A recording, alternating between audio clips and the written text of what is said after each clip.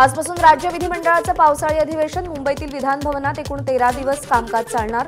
अधिवेशनाच्या पहिल्या दिवशी पुरवणी मागण्या आणि आर्थिक पाहणी अहवाल सादर होणार। महायुती सरकारचं हे विधानसभा निवडणुकीपूर्वीचं शेवटचं अधिवेशन असेल, त्यामुळे विरोधक सुद्धा या अधिवेशनामध्ये अनेक मुद्दे उपस्थित करून सत्ताधाऱ्यांना घेरण्याच्या तयारीत।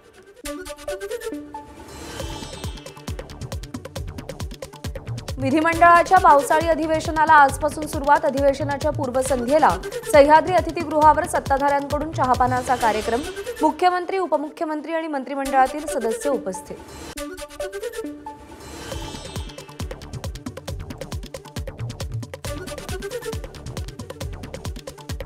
राज्य सरकारच्या चहापानावर विरोधकांचा बहिष्कार। पावसाळी अधिवेशनाच्या पूर्वसंध्येला सत्ताधारी पक्षाकडून आमंत्रित केलेल्या चहापानावर बहिष्कार।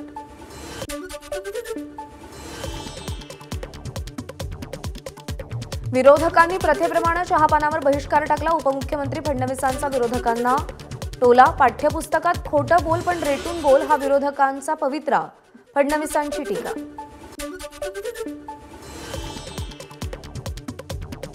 मुंबईच्या ताजलँडमध्ये झालेल्या बैठकीत उद्धव ठाकरेंकडून सगळ्या आमदारांना मार्गदर्शन। अधिवेशनात पूर्णवेळ उपस्थित राहण्याच्या सूचना दिल्या, तर दररोज शेतकरी आणि विद्यार्थ्यांच्या प्रश्नावर विचारा। बैठकीत चर्चा। आजच्या अधिवेशनामध्ये आम्ही विरोधी पक्ष म्हणून सरकारला धारेवर धरू। शेतकऱ्यांचे, कष्टकऱ्यांचे, कायदा सुव्यवस्था यासोबत इतरही महत्त्वाचे मुद्दे ऐरणीवर। सुनील प्रभू यांचं वक्तव्य।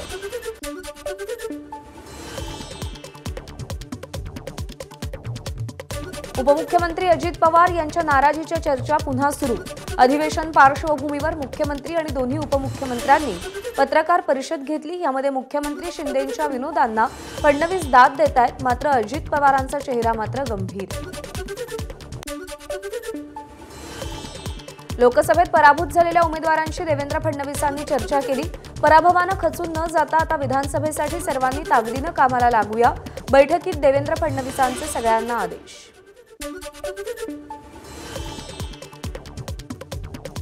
बॉडीबॅगचा घोटाळा कोणी केला? उपमुख्यमंत्री फडणवीसांचा उद्धव ठाकरेंना सवाल। प्रेतांच्या टाळूवरचं लोणी खाणारे आम्हाला विचारतात। फडणवीसांचा ठाकरेंवर हल्लाबोल। विरोधकांनी शेतकऱ्यांना काय दिलं? मुख्यमंत्री एकनाथ शिंदेंचा सवाल। राज्य सरकारनं शेतकऱ्यांना 15,000 कोटींची नुकसान भरपाई दिली। सरकार शेतकऱ्यांना वाऱ्यावर सोडणार नाही। मुख्यमंत्री शिंदेंची प्रतिक्रिया। राज्य सरकारकडून शेतकऱ्यांना फसवण्याचं काम। मुख्यमंत्री आणि दोन्ही उपमुख्यमंत्र्यांकडून शेतकऱ्यांचा विश्वासघात। विरोधी पक्षनेते विजय वडेट्टीवार यांचं सरकारवर हल्लाबोल। डबल इंजिनचा खुलासा स्वतः बावनकुळेंनी करावा। आमचं इंजिन सरकारला जोडल्याशिवाय त्यांची गाडी पुढे जाऊ शकणार नाही। अमोल मिटकरींचा बावनकुळेंवर निशाणा। राज्यातील 288 विधानसभा मतदारसंघात वंचितची स्वबळाच्या दृष्टीने चाचपणी। प्रत्येक विधानसभा मतदारसंघनिहाय इच्छुकांकडून पक्षानं अर्ज मागवले। लातूर नीट प्रकरणाचा तपास सीबीआयकडे। आतापर्यंत 2 जणांना अटक, तर दोघे फरार। फरार झालेल्या दोघांचा तपास सुरू। सगळ्यात जास्त पेपरफुटी उद्धव ठाकरेंच्या काळात झाली। उपमुख्यमंत्री देवेंद्र फडणवीसांचा ठाकरेंना टोला। एनडीए सरकारवर वचक ठेवण्यासाठी इंडिया आघाडीकडून शॅडो कॅबिनेट स्थापन करण्याची शक्यता।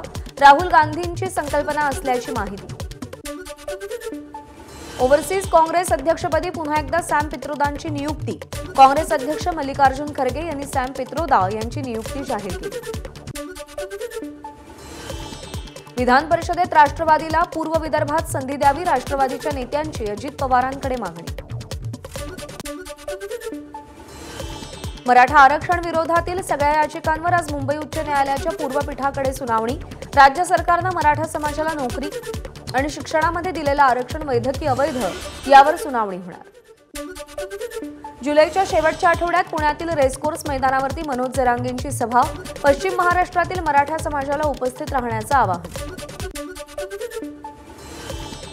मराठ्यांवर 100% अन्याय होणार हे आम्हाला दिसतंय, म्हणून आता आम्ही ताकदीनं उठाव करणार। जरांगेंची प्रतिक्रिया। वंचितचे अध्यक्ष प्रकाश आंबेडकर यांचा सन्मान आजही करतो आणि उद्याही करत राहू। जरांगेंची प्रतिक्रिया। अंतरवाली सराटीमध्ये आमदार सतीश चव्हाण यांनी जरांगेंची भेट घेतली। चव्हाण यांच्याकडून प्रकृतीची विचारपूस। गद्दार शिक्का मिटवण्यासाठी जरांगे यांना शिंदेंनी उभं केलं। ओबीसी नेते नवनाथ वाघमारे यांचा मुख्यमंत्री एकनाथ शिंदे यांच्यावर गंभीर आरोप। 54 लाख कुणबी प्रमाणपत्र रद्द करत नाही तोपर्यंत आंदोलन सुरू राहील। ओबीसी आंदोलक नवनाथ वाघमारे यांची माहिती। मराठा समाजाला आरक्षण देताना ओबीसींवर अन्याय करणार नाही। मुख्यमंत्री एकनाथ शिंदेंची प्रतिक्रिया। ओबीसींवर अन्याय करणार नाही ही सरकारची भूमिका। शिंदेंची माहिती। वंचित बहुजन आघाडीच्या आरक्षण परिषदेमध्ये ओबीसींना पाठिंबा। सगळे अध्यादेश रद्द करून वर्षभरात कुणबी जात प्रमाणपत्र रद्द करावं। तसंच खासगी क्षेत्रातही ओबीसींना आरक्षण लागू करण्याचा ठराव। वाशिमच्या पोहरादेवीमध्ये ओबीसी नेते लक्ष्मण हाकेंचं जंगी स्वागत। जेसीबीद्वारे फुलांची उधळण केली। लक्ष्मण हाके यांनी पोहरादेवीच्या जगदंबा देवी आणि संत सेवालाल महाराजांचं दर्शन घेतलं। मंदिर प्रशासनाकडून हाके आणि नवनाथ वाघमारेंचं स्वागत।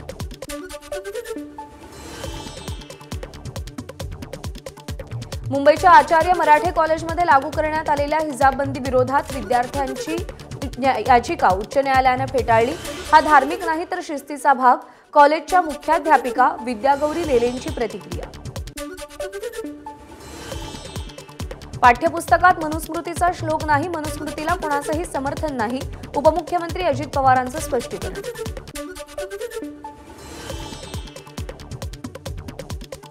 महाराष्ट्रातल्या काँग्रेस नेत्यांकडून खासदार राहुल गांधींना आषाढी वारीमध्ये सहभागी होण्याची विनंती। 13 किंवा 14 जुलै रोजी आषाढीपूर्वी राहुल गांधी विठुरायाचं दर्शन घेण्याची शक्यता। सांगलीतील सेवाशक्ती एसटी कर्मचारी संघाकडून संपाची हाक। येणाऱ्या 17 जुलैला आषाढी एकादशीच्या दिवशीच संघटनेकडून संपाचा इशारा। माहितीनुसार भाजप आमदार गोपीचंद पडळकर या संघटनेचे अध्यक्ष। पदवीपर्यंत मुलींना शिक्षण मोफत करण्याचा सरकार निर्णय घेणार। मंत्रिमंडळ बैठकीत यावर सखोल चर्चा। या संदर्भात प्रस्ताव दाखल करण्याचे आदेश। या अधिवेशनात या संदर्भात मोठी घोषणा होण्याचीही शक्यता। बीडच्या परळीमध्ये सुषमा अंधारेंच्या प्रतिकात्मक पुतळ्याचं राष्ट्रवादीकडून दहन। पंकजा मुंडे यांच्याबद्दल चुकीचं मत व्यक्त केल्याचा राष्ट्रवादीच्या कार्यकर्त्यांचा आरोप।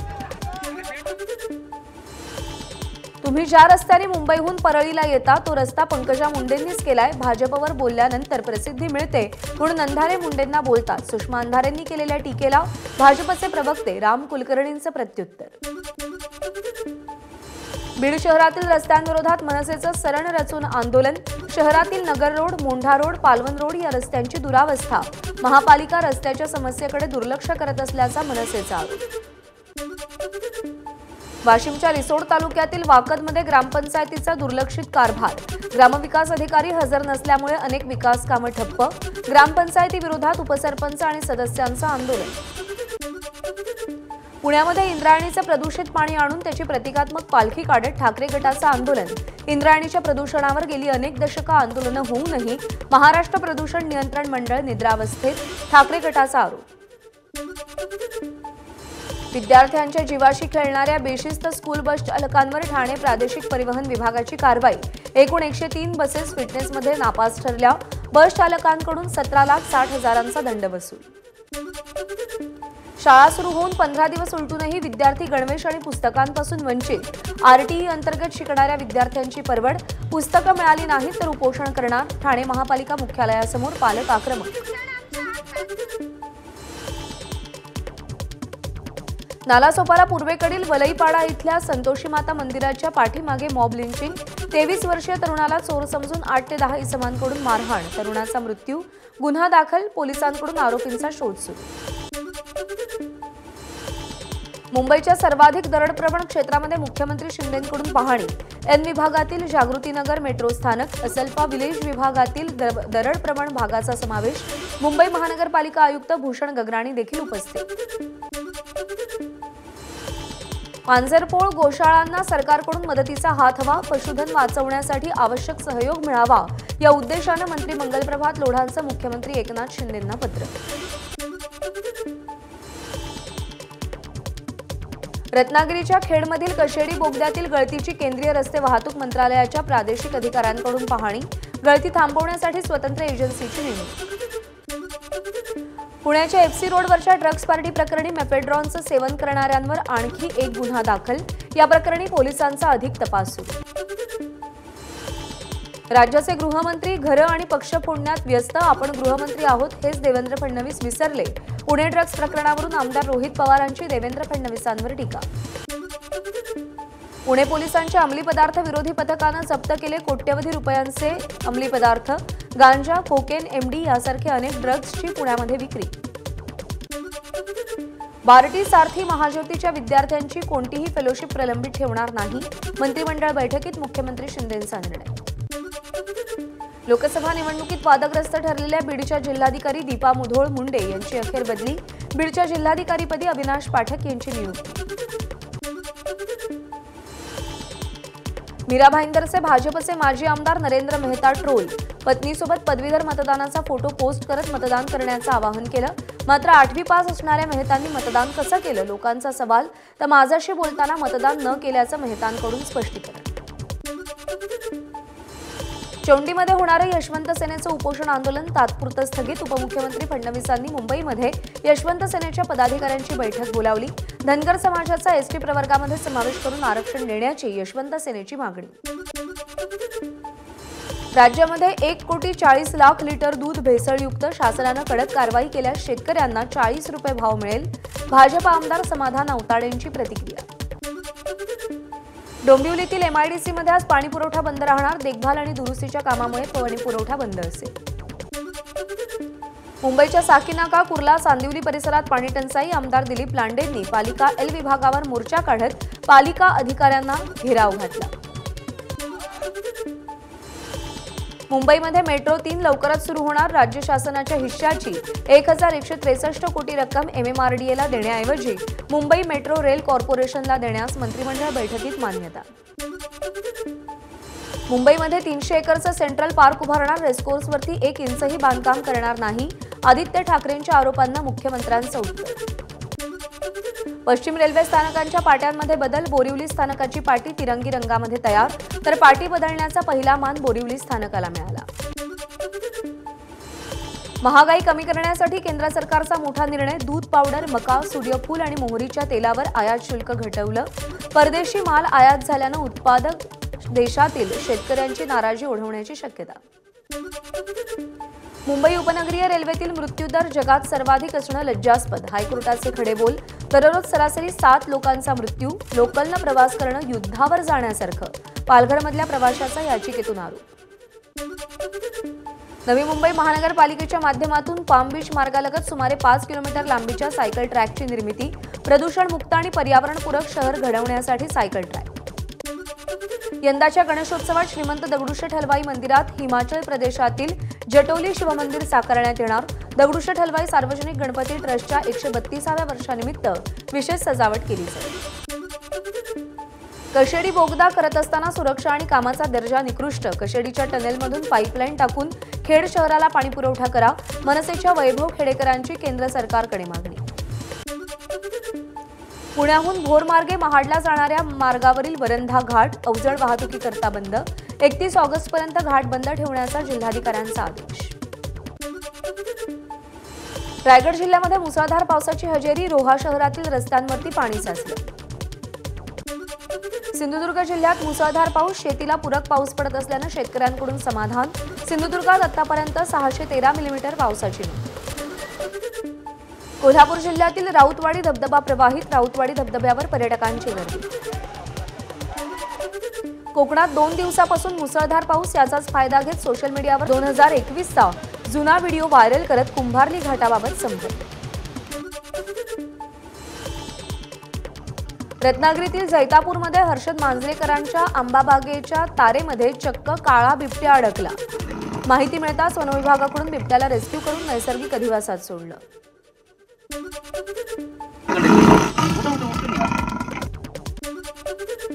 वाशिमच्या मंगरुळपीर शहरामध्ये बोगस डॉक्टरवर आरोग्य विभागाची कारवाई। कोणतीही पदवी नसताना रुग्णांवरती उपचार करत असल्याची माहिती। नालासोपारा पूर्व येथील धानिव तलावात बुडून 15 वर्षीय फिरोज शेख नावाच्या मुलाचा मृत्यू। संतप्त नागरिकांनी रेल्वे कॉरिडॉरचं काम करणाऱ्या कर्मचाऱ्यांना मारहाण केली। गाडी ही फोडली। रानडुकराच्या हल्ल्यात उपचारादरम्यान भंडाऱ्यामध्ये 53 वर्षीय इसमाचा मृत्यू, 25 लाखांची आर्थिक मदत आणि कुटुंबातील एका सदस्याला नोकरी देण्याची मागणी करत नातेवाईकांनी मृतदेह वनविभाग कार्यालयामध्ये ठेवल्याची माहिती। यवतमाळच्या सावळेश्वराच्या पैनगंगा नदीपात्रात बुडून 3 बालकांचा मृत्यू, पाण्याचा अंदाज न आल्यानं मृत्यू झाल्याची माहिती। रायगडच्या महापरळ पंढरपूर राष्ट्रीय महामार्गावरती वडाचं झाड कोसळलं, सुदैवानं जीवितहानी नाही। महामार्ग 2 तास वाहतुकीसाठी बंद, वाहनांच्या लांबच लांब रांगा। गोंदियाच्या दासगावमध्ये विजेचा धक्का लागून तरुणाचा मृत्यू, वीज दुरुस्त करताना विजेचा धक्का लागला। दुरुस्तीचं काम करवून घेणाऱ्या लाईटमन विरोधात गुन्हा दाखल। भिवंडीमध्ये पिस्तूल, 4 जिवंत काडतुस आणि चोरीच्या कारसह एकाला अटक, भिवंडी गुन्हे शाखेची कारवाई। नाशिकमध्ये स्कूल बसच्या धडकेत तरुणाचा मृत्यू, त्रिमूर्ती चौकातली घटना। तमिळनाडूतील कल्लाकुरीची येथील विषारी दारूच्या घटनेतील मृतांचा आकडा 63 वर, 88 लोकांवरती रुग्णालयामध्ये उपचार सुरू। बिहारमधील सीतामढीमध्ये पावसात रील बनवणाऱ्या मुलीवर वीज पडल्याची घटना, संपूर्ण घटना मोबाईलमध्ये कैद। या घटनेत मुलीचा जीव थोडक्यात बचावला।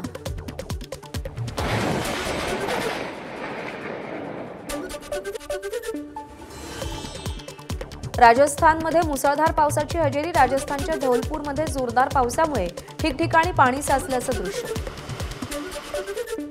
गँगस्टर गोल्डी ब्रारसह आणखी एका गुंडाची माहिती देणाऱ्यांना एनआयएकडून बक्षिसाची घोषणा, प्रत्येकी 10 लाखांचं बक्षीस दिलं जाणार। भारताच्या एकूण प्रौढ लोकसंख्येपैकी अर्धी लोकसंख्या निरोगी नाही, यामध्ये 57% स्त्रिया आणि 42% पुरुष तंदुरुस्त नाहीत, लॅन्सेट ग्लोबल हेल्थचा अहवाल। शिवसेनेचे माजी नगरसेवक आणि ज्येष्ठ शिवसैनिक विलास मोरे यांचं निधन, काही दिवसांपासून ठाण्यातल्या ज्युपिटर रुग्णालयामध्ये त्यांच्यावरती उपचार सुरू होते। मुख्यमंत्री एकनाथ शिंदेंनी मोरेंच्या कुटुंबियांची भेट घेतली। ज्या गर्भगृहामध्ये भगवान रामलला विराजमान आहेत त्या गर्भगृहाच्या छतावरून पाण्याचा एक थेंबही पडला नाही किंवा कुठूनही पाणी गर्भगृहात शिरलं नाही, श्री राम जन्मभूमी तीर्थक्षेत्र ट्रस्टचे सरचिटणीस चंपत राय यांची माहिती। वाराणसीच्या काशी विश्वनाथ मंदिराचे माजी महंत डॉक्टर कुलपती तिवारी यांचं हृदयविकाराच्या झटक्यानं निधन। लालकृष्ण अडवाणी दिल्लीतील एम्स रुग्णालयात दाखल, वृद्धापकाळाशी संबंधित समस्यांमुळे त्यांना एम्समध्ये दाखल करण्यात आलंय। एम्सच्या जेरियाट्रिक विभागाच्या डॉक्टरांच्या निरीक्षणात त्यांना ठेवण्यात आल्याची माहिती। महिलांवर केलेल्या आक्षेपार्ह वक्तव्याविरोधात अखेर कालीचरण महाराज यांनी माफी मागितली। निवडणूक आयोगानं नोटीस पाठवली होती, नोटीसीनंतर कालीचरण महाराज यांनी पत्र देत महिला आयोगाची माफी मागितली। कथित दारू घोटाळा प्रकरणी सीबीआयकडून अरविंद केजरीवाल यांना अटक, चौकशीसाठी केंद्रीय एजन्सीकडून केजरीवालांना 5 दिवसांची न्यायालयीन कोठडी, तर आपण निर्दोष आहोत, केजरीवालांचं विधान। महात्मा गांधींची हत्या राष्ट्रीय स्वयंसेवक संघानं केल्याच्या राहुल गांधींच्या वक्तव्यावरील याचिकेची सुनावणी पूर्ण, हायकोर्टानं निकाल राखून ठेवला। 2014च्या लोकसभा निवडणूक प्रचारादरम्यान राहुल गांधींनी हा आरोप केला होता। सुलतानपूरच्या एमपी एमएलए न्यायालयाचे राहुल गांधींना 2 जुलै रोजी न्यायालयात हजर राहण्याचे आदेश। 2018 मध्ये राहुल गांधींनी केंद्रीय मंत्री अमित शहा यांच्याबाबत आक्षेपार्ह वक्तव्य केलं होतं। पॅरिस ऑलिम्पिकसाठी भारतीय हॉकी संघाची कर्णधार हरमनप्रीतच्या नेतृत्वाखाली 16 सदस्यीय संघाची घोषणा। पॅरिस ऑलिम्पिकपूर्वी 5 भारतीय बॉक्सर जर्मनीत सराव करणार, ऑलिम्पिकसाठी लागणाऱ्या प्रशिक्षण शिबिराची सुरुवात 28 जूनपासून होणार। कपिल देव यांची प्रोफेशनल गोल्फ टूर ऑफ इंडियाच्या अध्यक्षपदी निवड, कपिल देव यांनी HR श्रीनिवासन यांच्याकडून पदभार स्वीकारला। एबीपी माझा, उघडा डोळे बघा नीट।